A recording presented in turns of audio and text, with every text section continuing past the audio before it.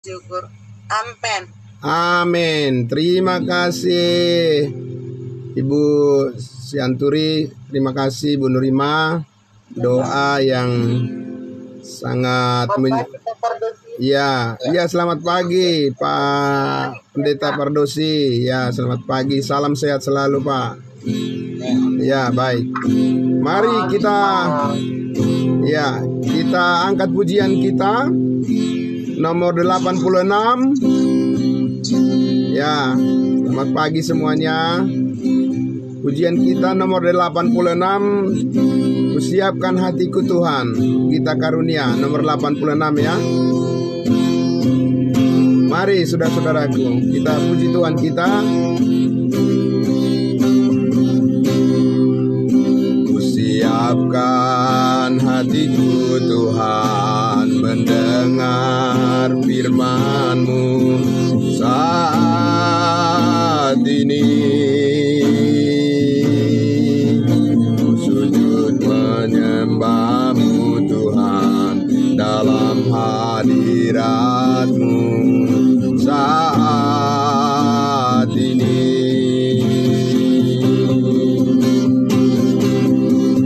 Curahkanlah hikmat-Mu Tuhan bagi jemaat-Mu saat ini.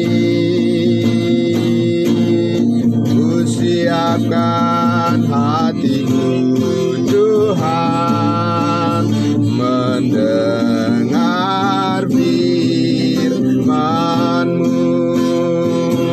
Kasih-Mu Tuhan tiada berubah, kasih-Mu Tuhan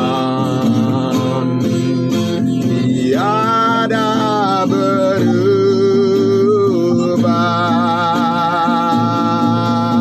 dahulu sekarang selama-lamanya tiada berubah. Firman-Mu, firman-Mu Yesus, penolong hidupku. Hatiku telah siap Tuhan, terima firman-Mu. Kusiapkan hatiku, kusiapkan hatiku Tuhan, mendengar firman-Mu saat ini.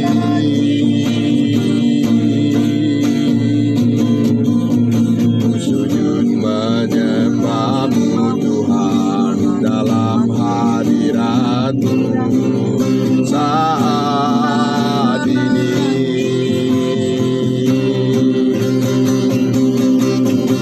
Curahkanlah hikmat-Mu Tuhan bagi jemaat-Mu saat ini.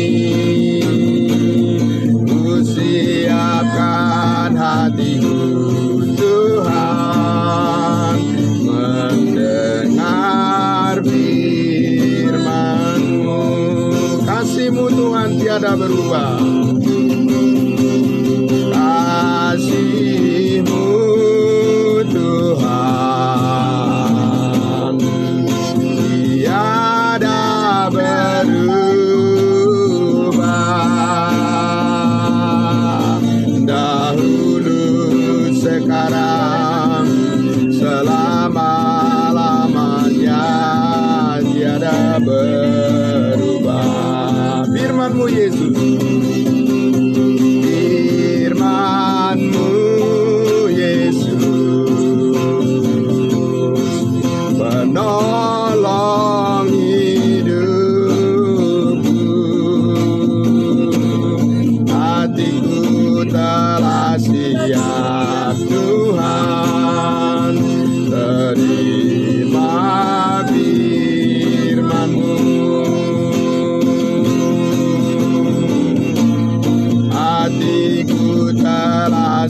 siap Tuhan mendengar firman-Mu. Hatiku telah siap Tuhan terima firman-Mu.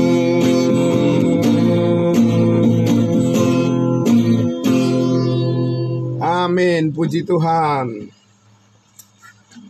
Baik saudara-saudaraku yang kekasih dalam Tuhan Yesus Kristus, selamat pagi semua kita yang berbahagia, bersukacita di pagi hari ini dengan semangat yang sangat luar biasa.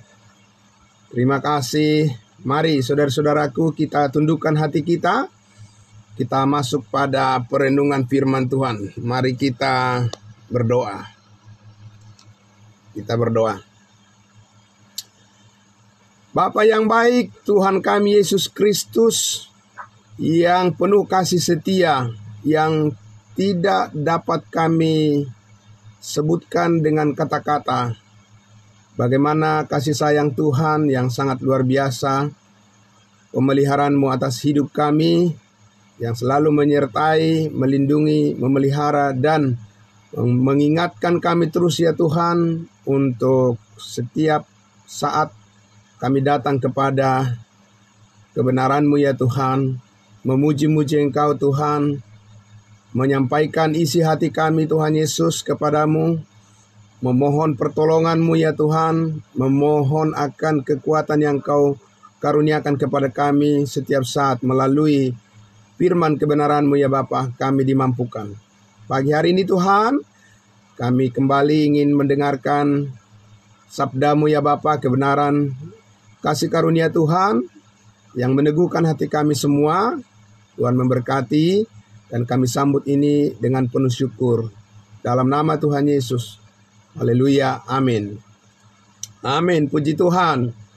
Ya, selamat pagi semuanya saudara-saudaraku. Ya, puji Tuhan. Mari kita puji Tuhan, sehat semua ya, luar biasa. Mari kita kembali renungkan kebenaran firman Tuhan yang terus memanggil kita, terus meneguhkan hati kita, dan memperlihatkan bagaimana Tuhan kita sangat dahsyat luar biasa. Ya Bapak Ibu Saudara ya. Dan mari kita buka Alkitab kita dari Roma pasal 9. Ya, Roma pasal 9 bagian ayat yang terakhir. Ya, kita masih melihat di ayatnya yang ke-30 sampai ayatnya yang ke-33. Kita masih terus melanjutkan bagaimana kita mendapat banyak pelajaran, mendapat banyak nasihat, ya, dan kita mendapatkan banyak berkat juga, hikmat ya, hikmat yang dari Tuhan melalui pengalaman dari umat pilihannya, bangsa Israel, sehingga saat ini kita tidak harus mengulangi kesalahan yang sama dengan apa yang mereka alami, ya. Nah, bagaimana kita mengerti semuanya itu? Tentu karena kita belajar tentang kasih karunia Tuhan. Amin. Kalau kita tidak belajar tentang kasih karunia Tuhan, tidak akan bisa kita mengerti sepenuhnya bagaimana panjang sabarnya Tuhan saat ini mendidik kita, melatih kita, dan membawa kita semua menjadi pribadi-pribadi yang kuat menghadapi masalah-masalah dalam kehidupan. Ya, Bapak Ibu ya. Ya, puji Tuhan. Ya, kita bisa bergabung pagi ini dari jauh, dari Manado. Bapak kita, Bapak Pendeta Pardosi ya. Puji Tuhan ya Pak. Salam sehat selalu Pak. Puji Tuhan. Ya. Mari. Pagi ini Setelah kemarin saya menyampaikan topik dari bagian ayat yang sama ini, dari Roma pasal 9 ayat 30 sampai 33 ini, saya akan membacakan terlebih dahulu. Judul perikopnya di situ dikatakan dalam Alkitab berbahasa Indonesia, keselamatan bangsa-bangsa lain dan kesesatan orang Israel. Jadi di sini ada ditekankan tentang kesesatan orang Israel. Nah, ini yang tidak perlu kita tiru, tapi kita harus mengetahui juga kenapa mereka bisa dikatakan menjadi sesat. Padahal orang Israel itu adalah bangsa pilihan, umat pilihan Tuhan. Kenapa mereka dikatakan sesat? Bukankah umat pilihan itu adalah orang-orang yang sudah tahu kebenaran? Gitu ya. Nah, inilah yang kita pelajari berkali-kali, melihat bahwa tanpa mengenal kasih karunia Allah, apapun itu, ya, seperti apapun kesungguhan daripada manusia, walaupun mereka terlihat seperti orang-orang yang taat, tapi kalau masih di luar pengertian akan kasih karunia, itu semuanya dikatakan menjadi sia-sia. Dan mereka belum diselamatkan. Saya baca dulu di ayat 30, kita baca dari ayat 30 sampai ayat 33, dikatakan demikian. Jika demikian, apakah yang hendak kita katakan ini? Bahwa bangsa-bangsa lain yang tidak mengejar kebenaran telah beroleh kebenaran, yaitu kebenaran karena iman. Tetapi bahwa Israel sungguh pun mengejar hukum yang akan mendatangkan kebenaran, tidaklah sampai kepada hukum itu. Mengapa tidak? Karena Israel mengejarnya bukan karena iman, tetapi karena perbuatan. Jadi tidak bisa kebenaran, keselamatan itu dikejar karena perbuatan dengan usaha, ya, dengan kesungguhan manusia tidak akan bisa. Ya, orang Israel sudah terbukti gagal. Mereka tersandung pada batu sandungan. Nah, ini nanti akan kita bahas secara khusus ya. Kenapa kok Yesus menjadi batu sandungan? Bukankah dia adalah pembawa kebenaran bagi manusia? Kenapa jadi batu sandungan bagi bangsa Israel? Ayat 33. Seperti ada tertulis, sesungguhnya aku meletakkan di Sion sebuah batu sentuhan dan sebuah batu sandungan, dan siapa yang percaya kepadanya tidak akan dipermalukan. Nah, Bapak Ibu Saudara yang dikasihi Tuhan Yesus, ya, di bagian kemarin, ya, saat teduh kita yang terakhir kemarin itu, saya sudah sampaikan topik judul yang saya ambil juga dari sini adalah problem daripada agama-agama di dunia, ya. Bercermin dari kegagalan daripada bangsa Israel ini, karena dikatakan di ayatnya yang kedua pasal 10 itu, ya, masih kitab Roma pasal 10 ayat 2 dikatakan, sebab aku dapat memberi kesaksian tentang mereka bahwa mereka sungguh-sungguh giat untuk Allah. Mereka bukan pasif, ya, bukan pasif mereka. Mereka bukan abai, atau mereka bukan cuek. Mereka bukan santai-santai, ya. Mereka bukan bermalas-malasan, tapi sungguh-sungguh giat untuk Allah, tetapi tanpa pengertian yang benar.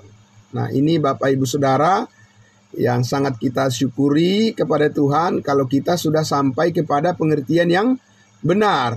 Tentang apa? Tentang keselamatan berdasarkan kasih karunia Allah, ya. Itu bukan hasil usahamu, tetapi pemberian Allah. Amin. Jadi kita bersyukur sudah sampai pada pengertian itu, karena, ya, terlalu banyak orang yang tidak atau belum, ya, menerima kasih karunia Tuhan itu Keselamatan hidup yang kekal itu diperoleh hanya melalui iman. Kalaupun ada orang banyak mengaku bahwa percaya Yesus selamat, ya, atau percaya Yesus Tuhan, percaya Yesus Allah, percaya Yesus Mesias, Juru Selamat, ya, meskipun banyak orang yang mengaku seperti itu, tetapi orang Israel juga percaya kepada Tuhan kan, sangat sungguh-sungguh mereka percaya kepada Tuhan, tetapi dikatakan kesungguhan mereka itu masih terdapat kekeliruan, ya. Masih terdapat kekeliruan, yaitu belum sampai mereka kepada kebenaran yang mendatangkan keselamatan itu. Karena apa?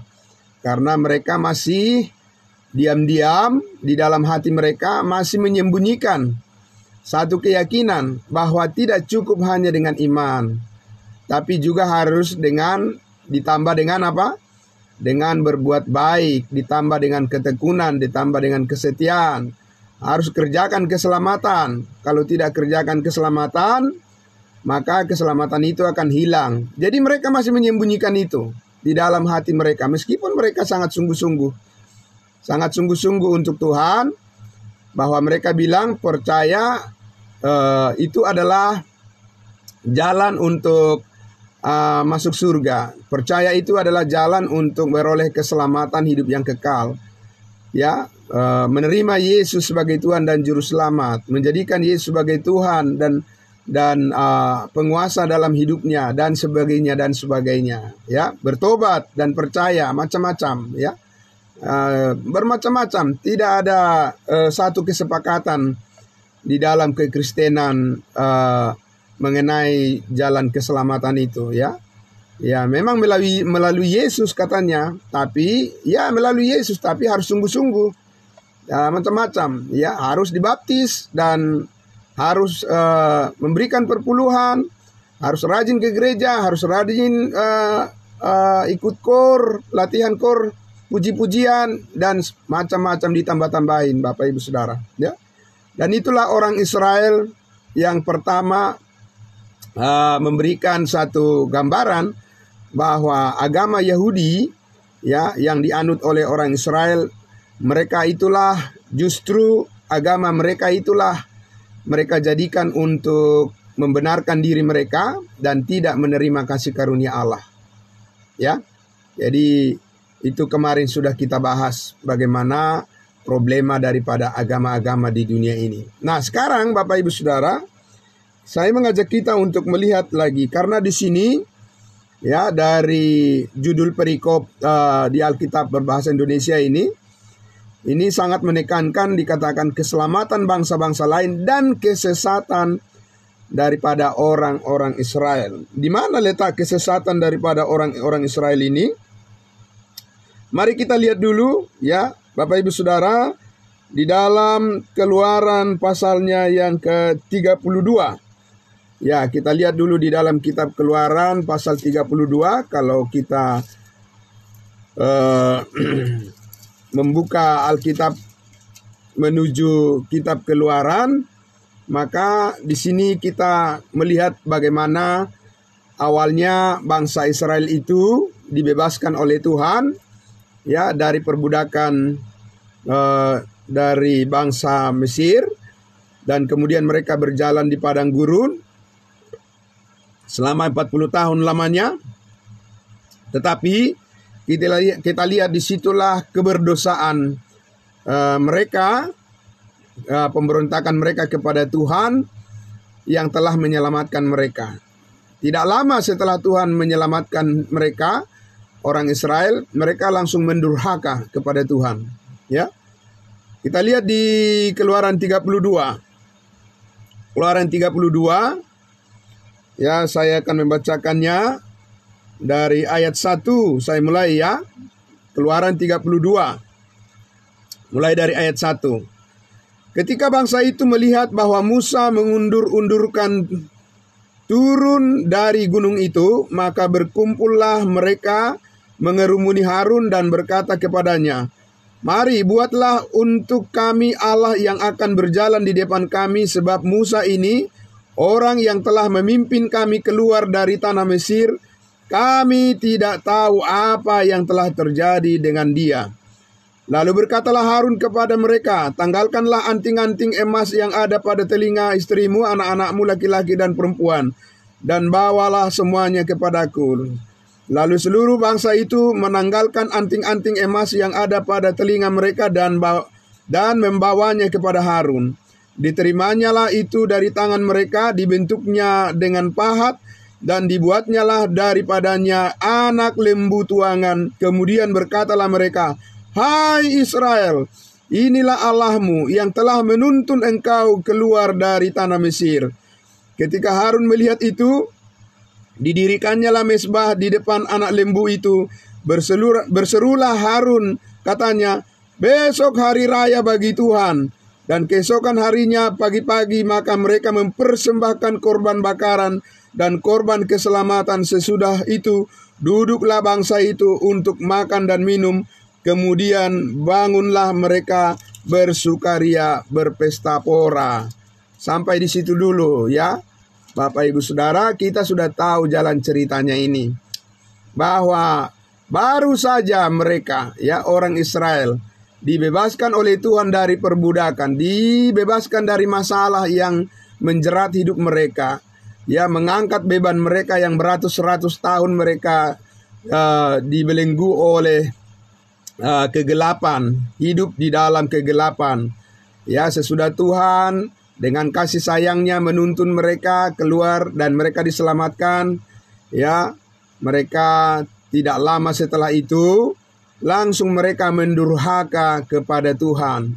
Padahal Bapak Ibu Saudara, ya, kita tahu bahwa Musa itu pergi ke atas bukit gunung Horeb ini, ya, adalah untuk menerima apa? Untuk menerima tuntunan, menerima firman Tuhan, menerima terang untuk menuntun hidup mereka, supaya mereka bisa kuat dalam perjalanan mereka menuju tanah Kanaan, supaya anak-anak dan keturunan mereka hidup di dalam terang dan kebenaran, supaya mereka bisa mengerti rencana-rencana Tuhan yang indah dalam hidup mereka. Tapi Bapak Ibu Saudara, kita lihat ya, belum lama saja Musa meninggalkan mereka sebagai pemimpin, ya, walaupun bukan meninggalkan sebenarnya, ya, hanya sedikit saja. Ya, mereka tidak melihat wajah Musa. Ya, mereka langsung pikiran daging mereka langsung berkuasa. Ya, langsung hidup lama mereka menguasai kembali pikiran mereka. Dan di situ kita lihat tadi dalam cerita ini bahwa Harun, ya kakak dari Musa itu, dialah yang memimpin ya pemberontakan itu, dan mereka mendesak Harun untuk membuat anak lembu tuangan emas, ya, dan kemudian mereka intinya adalah mereka membuat patung berhala, kemudian mereka menyembah, ya, mereka memuji-muji patung, mereka menyembah lembu emas tuangan ini, karena mereka mengatakan Musa ini ya tidak tahu kita apa yang terjadi kepadanya, gitu ya. Ya mungkin pada saat itu ya karena belum ada kali alat komunikasi seperti yang kita yang kita punya ini ya. Ada telepon misalnya kan, telepon dulu Musa. Di mana dia? Kelamaan itu gitu ya. Nah, tapi Bapak Ibu Saudara yang dikasihi Tuhan Yesus, secanggih apapun alat komunikasi, ya saat ini kalau memang tidak ada hati yang mau terhubung dengan Tuhan, tetap aja semuanya, fasilitas apapun itu tidak akan dapat digunakan atau tidak akan membantu kalau hati manusia itu tidak terdorong untuk memuliakan Tuhan, ya. Lalu mereka mencari alasan, orang-orang Israel ini mencari alasan, ya. Dan kita lihat mereka begitu sesat sekali, ya. dikatakan tadi di situ, sesudah Harun itu meminta semua, ya, meminta semua anting-anting emas dan segala perhiasan, kemudian dibentuk menjadi satu lembu tuangan emas, dan kemudian teganya mereka untuk mengatakan bahwa inilah Tuhan yang telah menuntun kamu dari tanah Mesir. Teganya Bapak Ibu Saudara, ya. Sesudah masalah mereka selesai, ya, mereka mulai mengikuti kesesatan pikiran mereka yang lama itu. Nah, Bapak Ibu Saudara yang dikasihi Tuhan Yesus, tentunya inilah kegagalan yang disebut kesesatan daripada orang Israel, bangsa pilihan yang terus mereka ini selalu memaksakan bahwa akal pikiran mereka sendirilah yang menjadi dasar mereka, kesesatan mereka menjadi menjadi alasan mereka untuk melakukan segala sesuatu untuk membenarkan diri mereka sendiri, ya. Mereka menentang apa yang dikehendaki oleh Tuhan, dan mereka tidak rela untuk dibentuk. Intinya sebenarnya seperti itu, ya. Orang Israel ini, bangsa Israel ini, sesudah mereka diselamatkan dari perbudakan Mesir, mereka tidak mau dituntun oleh Tuhan dalam pembentukan hidup mereka, sehingga kita lihat di situ memang itulah beratnya kehidupan di dalam perbudakan itu, ya. Susah sekali untuk berubah karena ratusan tahun orang Israel itu diperbudak oleh Firaun di Mesir, dan sesudah mereka dibebaskan oleh Tuhan dari perbudakan itu, seharusnya mereka merendahkan hati, seharusnya mereka menundukkan diri kepada Tuhan, dan mereka harus belajar untuk bersabar, karena tidak mungkin Tuhan salah. Amin. Tapi disinilah orang-orang Israel menyalahkan Musa. Dari Keluaran pasal 32 ini kita lihat, ya, belum lama Musa pergi untuk mengambil tuntunan, ya, sebagai aturan hidup untuk membuat mereka menjadi umat yang berkemenangan di dalam kehidupan mereka untuk menjadi saksi bagi bangsa-bangsa yang tidak mengenal Tuhan, ya. Musa mengambil hukum Taurat, tetapi baru saja, ya, Musa itu pergi, mereka sudah langsung kembali ke cara berpikir mereka yang lama sebagai budak, ya, yang dibelenggu oleh kesesatan di tanah Mesir. Hidup lama mereka langsung bergejolak, ya. Jadi mereka katakan, jadi Harun ini, Bapak Ibu Saudara, menjadi yang seharusnya menjadi partner bagi Musa sebagai kakaknya. Harusnya dia bisa memimpin, bisa dipercayakan untuk bisa menenangkan hati daripada orang Israel ini yang tidak sabar ini. Tapi Harun ini belum bisa dipercaya. Malah dia sendiri yang membentuk berhala lembu emas tuangan. Kemudian mereka dikatakan di situ sesudah selesai dibentuknya, kemudian mereka berpesta, ya, mereka melakukan pesta pora, lalu duduklah bangsa itu makan dan minum, kemudian bangunlah mereka dan bersukaria. Yang paling menyakitkan adalah tadi kata-kata daripada dikatakan tadi di ayatnya yang keempat itu. Kemudian dikatakan, kemudian berkatalah mereka, hai Israel, inilah Allahmu yang telah menuntun engkau keluar dari tanah Mesir. Luar biasa. Itu namanya perkataan yang sangat kurang ajar, ya. Sangat kurang ajar dan sangat mendurhaka kepada Tuhan yang telah menyelamatkan hidup mereka. Kalau Tuhan tidak menyelamatkan hidup mereka, maka mereka akan ada di dalam perbudakan untuk selamanya, ya. Mereka tidak akan pernah bisa melihat terang daripada firman Tuhan. Mereka tidak akan pernah masuk ke tanah perjanjian. Tapi Bapak Ibu Saudara yang dikasihi Tuhan Yesus, ya, banyak hal yang dapat kita pelajari dari sini, dari apa yang kita baca ini, bahwa panjang sabarnya Tuhan itu memang sangat luar biasa, ya, sangat luar biasa. Tuhan kembali mengutus Musa untuk memimpin mereka dan memberikan firman-firman-Nya kepada mereka. Ya, Tuhan terus membimbing mereka, menuntun mereka, membuka pikiran mereka. Ya, dan dasar memang orang-orang Israel ini, ya, yang disebut dengan keras kepala, keras tengkuk disebutkan di Alkitab, ya. Mereka punya mata tapi tidak melihat, mereka punya telinga tapi tidak mendengar. Sayang sekali, ya. Sehingga tidak heran sebagian besar mereka ditewaskan di padang gurun. Hanya sedikit saja, Bapak Ibu Saudara, bahkan bagian yang terkecil saja yang membawa terang itu yang bisa dipercaya. Dan kita tahu dari semua generasi yang lahir di Mesir, itu yang lahir di Mesir dan di sepanjang perjalanan 40 tahun bangsa Israel, yang sampai ke tanah Kanaan itu ada berapa banyak? Hanya 2, Joshua dan Kaleb. Selainnya itu ditewaskan semua di padang gurun.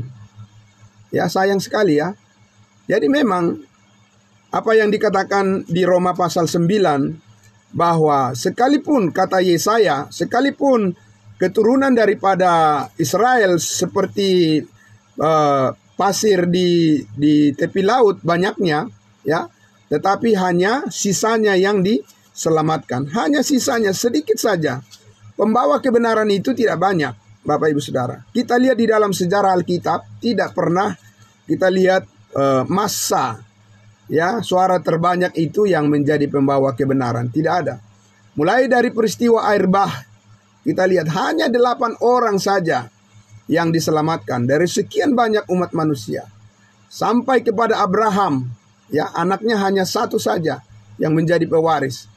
Sampai kepada Yakub, anaknya hanya 12, dan itulah suku daripada bangsa Israel. Bapak Ibu Saudara, sampai kepada ketika Yesus datang ke dunia ini, hanya berapa? 12 orang saja muridnya. Itu pun 1 menjadi pengkhianat dan digantikan oleh Matias dan genap menjadi 12. Bapak Ibu Saudara yang dikasihi Tuhan Yesus.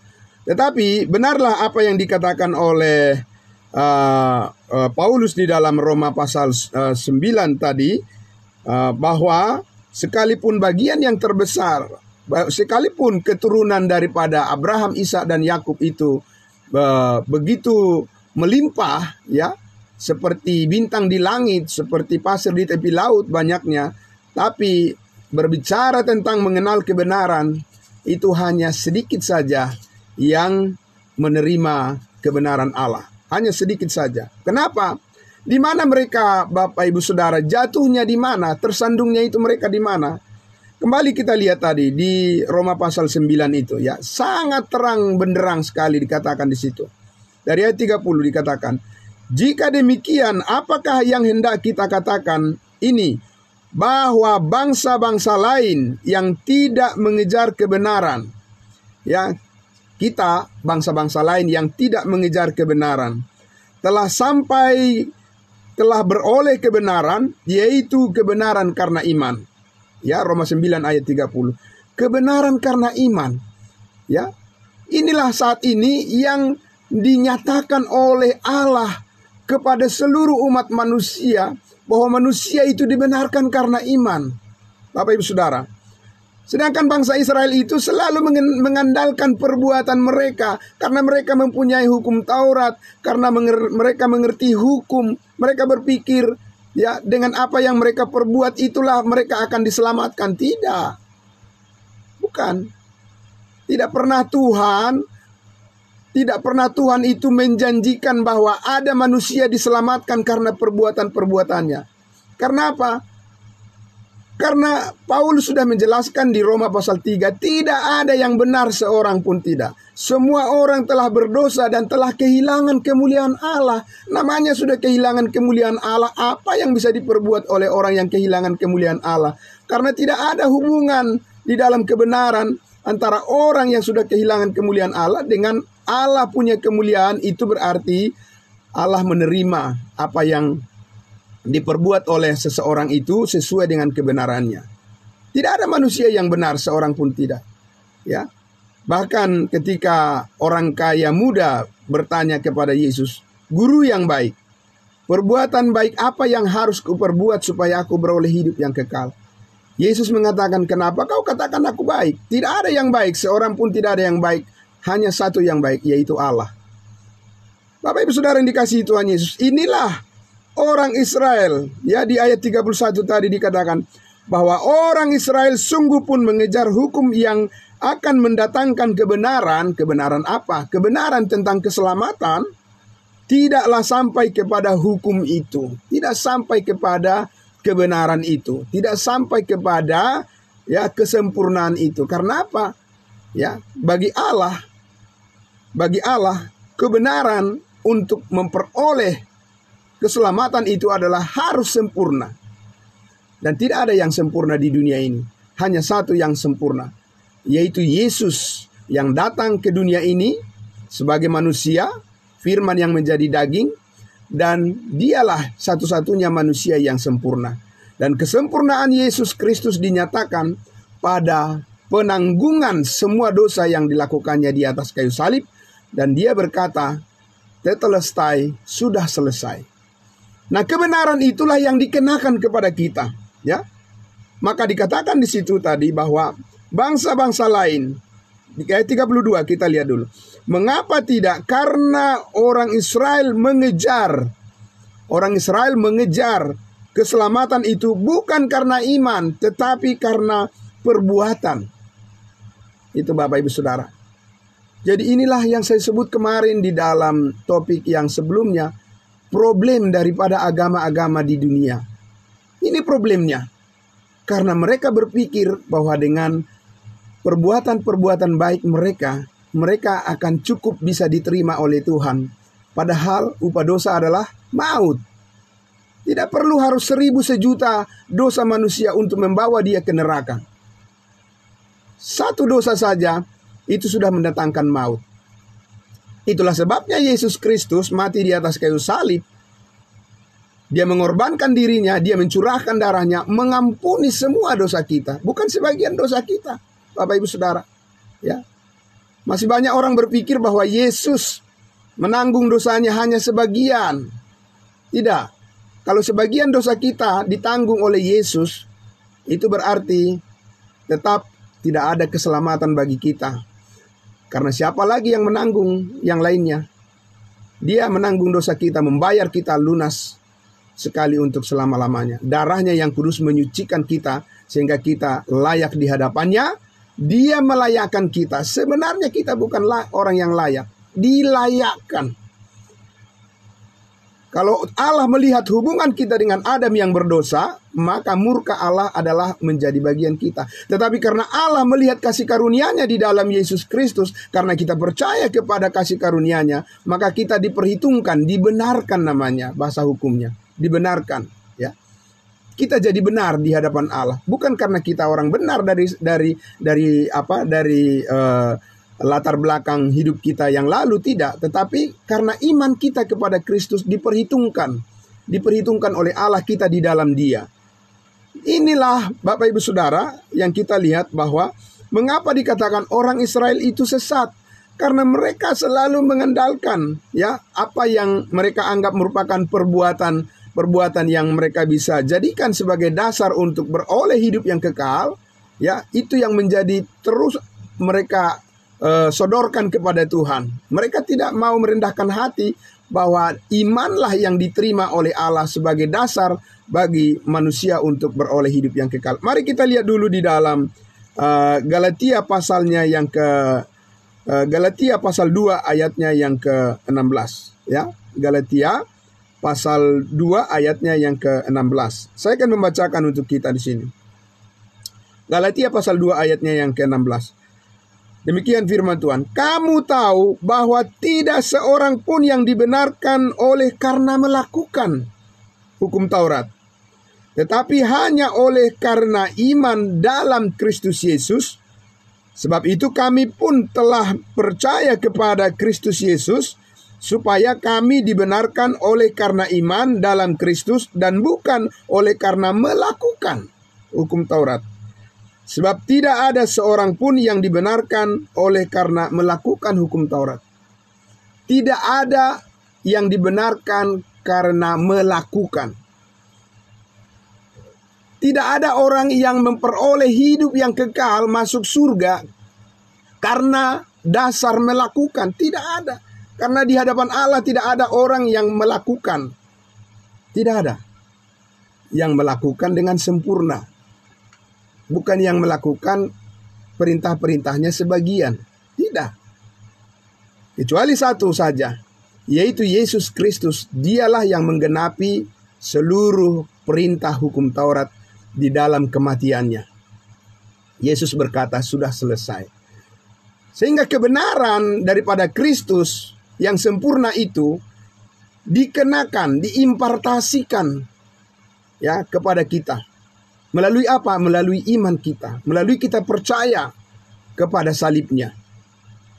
Nah, karena itu sekarang kita adalah orang-orang yang telah dibenarkan karena iman. Sehingga Bapak Ibu Saudara yang dikasihi Tuhan Yesus, kita mempunyai kesempatan yang luas sekarang ini untuk memuliakan Allah. Amin.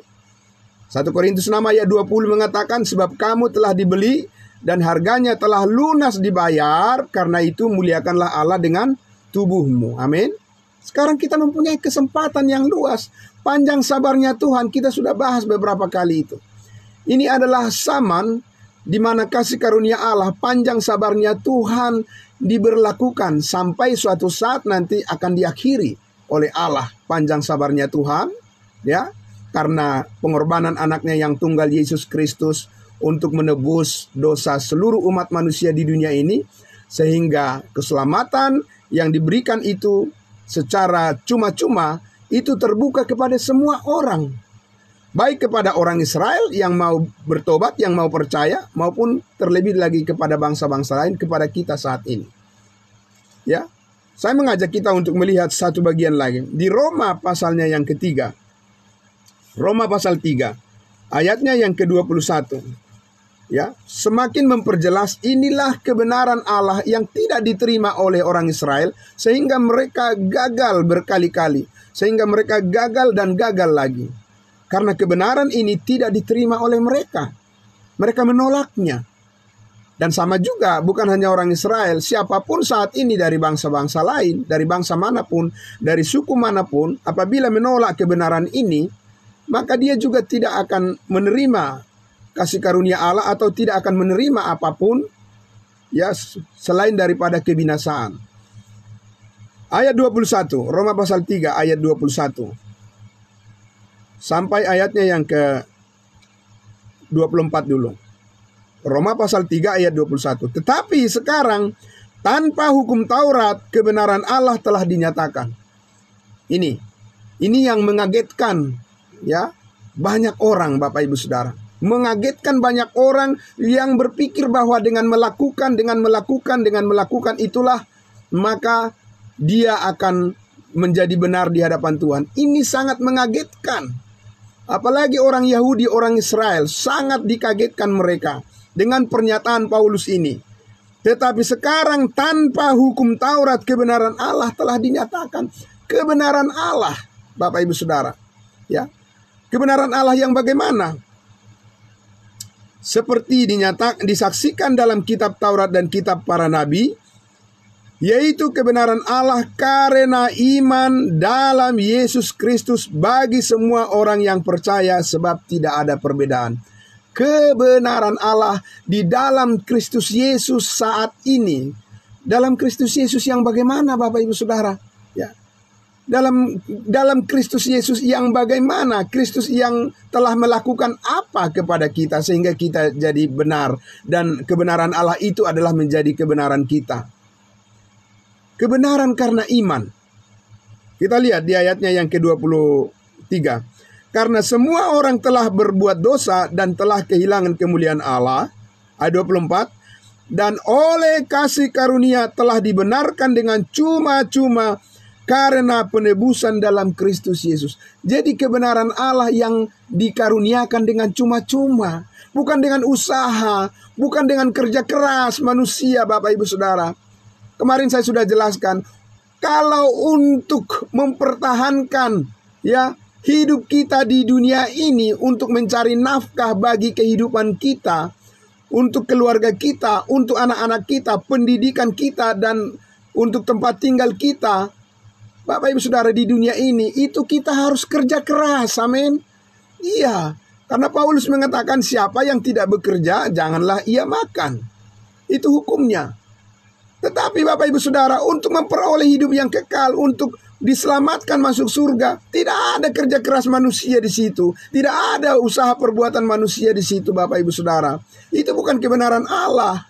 Ya, bukan karena amal, bukan karena perbuatan baik, kesungguhan, atau karena apapun yang dilakukan. Bahkan dikatakan manusia membakar tubuhnya pun, membakar dirinya pun, itu tidak memadai untuk membayar dosa-dosanya. Hanya darah Kristus yang menyelamatkan kita, amin. Ya, dan itu kita peroleh hanya melalui iman. Maka dikatakan di situ di ayat 24 itu, dikatakan, dan oleh kasih karunia Allah telah dibenarkan, kita telah dibenarkan dengan cuma-cuma. Karena apa kok bisa dengan cuma-cuma? Ya, bagaimana dengan dosa-dosa kita? Kenapa bisa dengan cuma-cuma? Bukankah banyak orang yang mau membayar dosanya dengan segala macam cara tata ibadah, keagamaan mereka dan sebagainya? Bukankah mereka berupaya untuk melakukan perbuatan-perbuatan baik supaya dosa-dosa mereka diampuni? Tidak. Itu bukan cara Allah, itu cara manusia. Cara Allah adalah saat ini memberikan kehidupan yang kekal, memberikan keselamatan kepada setiap orang yang percaya dengan cuma-cuma, menjadi benar di hadapan Allah. Semua dosa-dosanya telah diampuni dan telah ditimpakan kepada Kristus Yesus, dan menggantikan kita yang berdosa supaya kita menjadi kudus di hadapannya. Amin. Bukan usaha kita, bukan perbuatan kita, Bapak Ibu Saudara. Jadi kita lihat di situ dengan cuma-cuma. Apa itu dengan cuma-cuma? Saudara-saudara, kalau kita melihat iklan-iklan, dikatakan gratis, beli 2, beli 1 gratis 2. Nah, itu bukan gratis namanya, bukan free itu, bayar itu. Ya, Bapak Ibu Saudara, tidak ada yang benar-benar free di dunia ini. Hanya kasih karunia Allah di dalam Kristus Yesus yang benar-benar free. Jadi kita bebas, dimerdekakan dari segala dosa kita, dimerdekakan dari perbudakan dosa, dimerdekakan dari penguasa-penguasa di udara, dimerdekakan dari belenggu maut, kuasa maut dan dosa. Kita dibebaskan, dan di dalam Kristus Yesus kita memperoleh hidup yang kekal. Dan di dalam hidup yang kekal inilah kita melihat diri kita, bahwa kita sekarang berjalan menuruti kehendak Allah, sesuai dengan firman yang kita percayai, yaitu firman kebenarannya. Ayat 25, kita lihat. Kristus Yesus telah ditentukan Allah menjadi jalan pendamaian karena iman, lagi-lagi karena iman.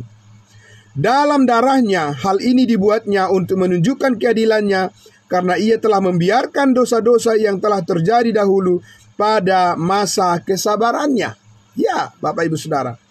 Jadi ada panjang sabarnya Tuhan. Kan itu topik kita terakhir-terakhir ini. Ya, beberapa kali kita sudah membahas. Saat ini adalah zaman panjang sabarnya Tuhan. Kenapa zaman panjang sabarnya Tuhan? Ya, saya sudah jelaskan kemarin. Berbeda kalau dulu, orang yang berbuat dosa, orang yang melanggar perintah Tuhan itu bisa langsung mendapat hukuman, sakit sampai mati, ya, Bapak Ibu Saudara. Itu dulu. Tapi di zaman kasih karunia ini kita lihat, bahkan orang yang berbuat jahat, yang menipu, yang menyebarkan berita bohong, itu masih sehat-sehat saja. Ya, mereka secara fisik masih bisa kelihatan hidupnya sejahtera.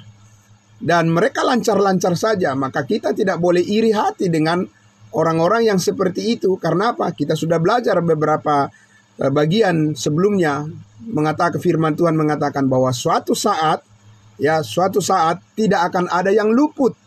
Tuhan akan memperhitungkan dan murkanya akan ditumpahkan setelah memuncak, setelah mendidih. Panjang sabarnya Tuhan itu sudah ditentukan sampai kapan nantinya Tuhan itu menghentikan kasih karunia-Nya ini, dan tidak ada lagi kesempatan bagi manusia untuk kembali kepada kebenaran, karena mereka setelah memasukkan kesesatan mereka begitu dalam, tidak ada jalan untuk bertobat lagi, seperti Firaun di Mesir itu. Meskipun berkali-kali Tuhan memberikan peringatan dan hukuman kepadanya dan kepada bangsanya, tapi dia tidak mau bertobat dan tidak mau mendengarkan panggilan Tuhan untuk menerima firman-Nya melalui Musa. Dia mengeraskan hatinya, maka dia tidak bisa lagi kembali kepada kebenaran. Berbeda dengan Paulus yang menulis kitab Roma ini. Meskipun dia adalah seorang penjahat sebelumnya, dia adalah seorang pemberontak kepada Tuhan yang membunuh murid-murid Yesus, tapi ketika sekali Tuhan Yesus menampakkan diri kepadanya, dia memanggil, "Saulus, Saulus, mengapa engkau menganiaya aku?" Saulus langsung merespon.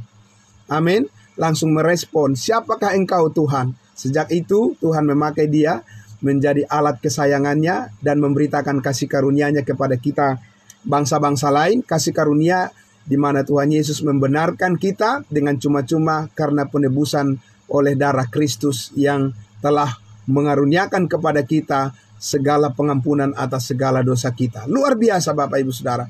Saulus merespon yang menjadi Paulus. Panjang sabarnya Tuhan. Seumpama Tuhan misalnya melakukan perbuatan seperti dulu, orang yang jahat langsung kena hukuman, orang yang jahat langsung binasa, orang yang jahat langsung dikutuk, langsung meninggal, langsung mati. Saulus tidak mendapat kesempatan itu.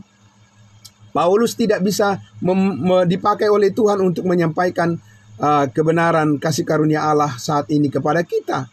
Tapi itulah panjang sabarnya Tuhan, Bapak Ibu Saudara, supaya makin banyak orang yang diselamatkan, supaya banyak orang yang datang kepada Yesus Kristus, menerima kasih karunia-Nya yang sempurna itu, menerima keselamatan hidup yang kekal, menerima pengampunan segala dosa itu. Maka karena itulah Tuhan memberikan waktu kepada manusia. Panjang sabarnya Tuhan, diberikan kesempatan supaya orang-orang yang setia kepada Tuhan, orang-orang yang setia kepada kebenaran, dikatakan di Roma pasal 9, alat-alat kemuliaan Tuhan, benda-benda kemuliaan Tuhan. Inilah yang dipakai oleh Allah saat ini untuk menyatakan kemuliaan Kristus, kemuliaan salib kepada semua orang. Memanggil semua orang saat ini untuk mau percaya kepada kasih karunia Allah. Karena hanya dengan mengenal kasih karunia Allah kita bisa mengerti kemana arah hidup kita ini sedang dibawa oleh Tuhan, saudara-saudaraku. Meskipun kita harus menghadapi berbagai banyak tantangan dalam kehidupan kita, bukan itu yang menentukan masa depan kita. Amin.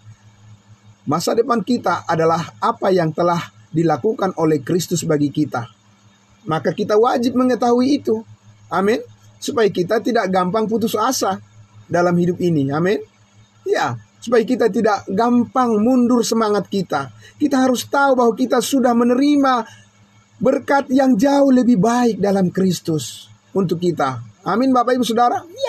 Kita harus mengerti itu. Kalau kita tidak tahu itu, maka kita akan gampang kecewa dalam hidup ini. Karena memang di dunia ini banyak yang bisa membuat kita menjadi kecewa. Tapi damai sejahtera Tuhan telah dikaruniakan melalui Kristus Yesus di dalam hidup kita. Amin. Sehingga kita, Bapak Ibu Saudara, dipanggil oleh Allah, dipanggil oleh Kristus Yesus. Kita harus memberitakan terus berita kabar baik itu kepada semua orang. Karena itu adalah tugas kita semuanya. Allah memanggil kita untuk menjadi pembawa damai bagi semua orang. Amin. Bagaimana kita bisa membawa damai kepada semua orang? Bukan dengan kata-kata kita sendiri, tetapi kita menyampaikan berita firman Allah tentang Yesus Kristus, bahwa dia telah mati di atas kayu salib. Darahnya telah tertumpah, dan dengan darahnya itu menyucikan segala dosamu dan segala dosaku. Bukan sebagian dosamu dan sebagian dosaku, tidak. Itu bukan cara kerja kasih karunia Allah. Cara kerja kasih karunia Allah dalam Kristus Yesus adalah Yesus berkata sudah selesai di atas kayu salib. Maka dengan kasih karunia Allah yang sempurna itulah maka kita diterima menjadi anak-anak Allah. Kita menjadi pewaris surga satu kali untuk selama-lamanya. Maka itu sebabnya Bapak Ibu Saudara, kita diberikan spirit, diberikan oleh Roh Kudus semangat untuk hidup di dalam kasih-Nya yang sempurna. Kasih-Nya yang sempurna itu tidak berkesudahan, tidak berhenti, tidak pudar, Bapak Ibu Saudara. Walaupun situasi-situasi sekali lagi di dunia ini kita menghadapi banyak tantangan, mungkin kita mengalami sakit, atau mungkin kita juga mengalami dalam hal ekonomi kurang beruntung, mungkin kita juga mengalami lingkungan yang tidak bersahabat dan lain sebagainya, macam-macam Bapak Ibu Saudara, terlalu banyak masalah, problem dalam kehidupan ini. Tapi kita harus ingat sekali lagi apa yang dikatakan oleh Allah kepada Rasul Paulus, cukuplah kasih karuniaku bagimu. Amin. Sebab ketika aku lemah, aku menjadi kuat. Itu yang luar biasa. Allah menggunakan kelemahan kita menjadi kekuatan karena kita percaya kepadanya. Amin. Jadi Bapak Ibu Saudara, ini adalah suatu kesempatan yang sangat luar biasa untuk menghidupi hidup yang paling layak untuk dihidupi di dalam kasih karunia Allah saat ini dengan penuh sukacita dan damai sejahtera. Bapak Ibu Saudara, memang tidak seperti makan cabai rawit. Begitu kita gigit, kita makan langsung pedas. Tidak seperti itu. Tapi ini adalah masa panjang sabarnya Tuhan. Ketekunan itulah di dalam kebenaran. Itulah yang membuat kita semakin mengerti lebih dalam lagi, masuk lebih dalam lagi. Kita lebih melihat lagi bahwa kuasa Tuhan itu tidak terbatas dalam kehidupan kita yang kita peroleh di dalam Kristus Yesus Tuhan kita, yang kita hidup di dalam kasih yang sempurna itu, sehingga kita bisa menjadi terang bagi sekeliling kita. Terpujilah Tuhan kita, Bapak Ibu Saudara yang dikasihi Tuhan Yesus. Itulah firman Tuhan yang bisa kita dengarkan pagi hari ini. Saya ucapkan banyak terima kasih kepada kita semuanya. Bagaimana kita belajar terus di dalam kebenaran firman Tuhan yang memampukan kita untuk bersemangat terus menjalani hari-hari yang Tuhan berikan kepada kita. Hari ini hari yang penuh berkat Tuhan.